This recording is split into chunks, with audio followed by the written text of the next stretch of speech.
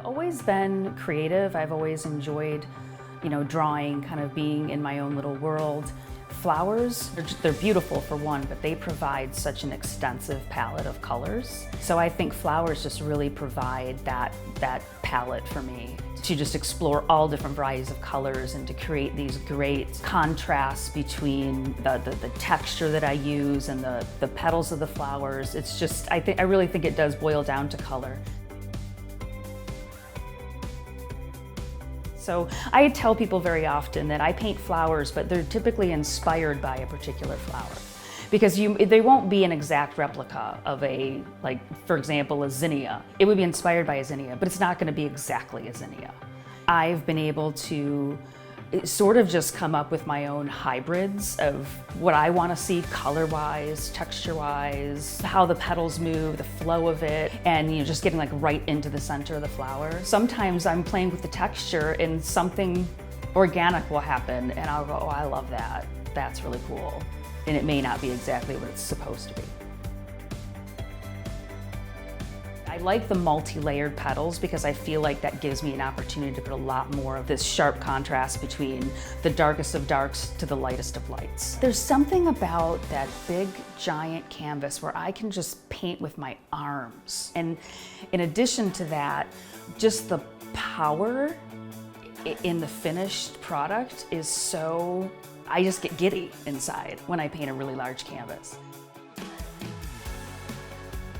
When I started painting with acrylic paints, I fell in love with not only the intensity of color they provide, but how fast they dry. That allows me to add multiple layers, because most of my work, if you look at it from a distance, there can be a look like it looks sort of solid, but when you go up to it and you see that it is just layer upon layer upon layer. So everything I produce has some form of texture. My favorites are ground pumice stone.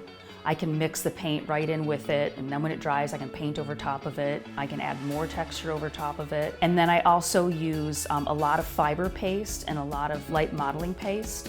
And those are great for creating bulk without too much weight. I use all kinds of different tools. I use piping tools, I use clay making tools, I use mostly paint brushes. They just add an element to the artwork that's what sets it apart. That's what makes it different. I'm energized by light and brightness and happiness, and painting just allows me to truly separate from everything else and just spend time focusing on happiness and joy and positivity. And I can do that in my artwork because everything I create is happy. I can't always derive joy from everyday life. Sometimes it's just too hard to do that. So I can come down here and I can create joy. I don't know if I could ever see a life without it. I think I will always create.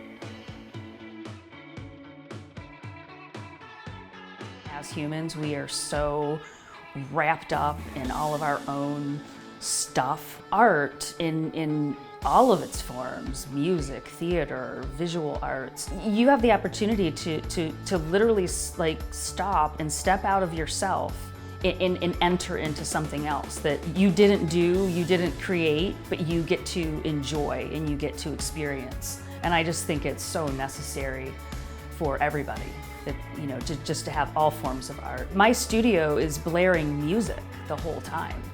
Even in what I'm doing here in this creativity, I'm bringing in another form of art to help inspire me. So I think as humans, we all need it. And some of us just are more drawn to different forms. And I think that's the beauty of it. You don't have to love all of it. You can love whatever speaks to you.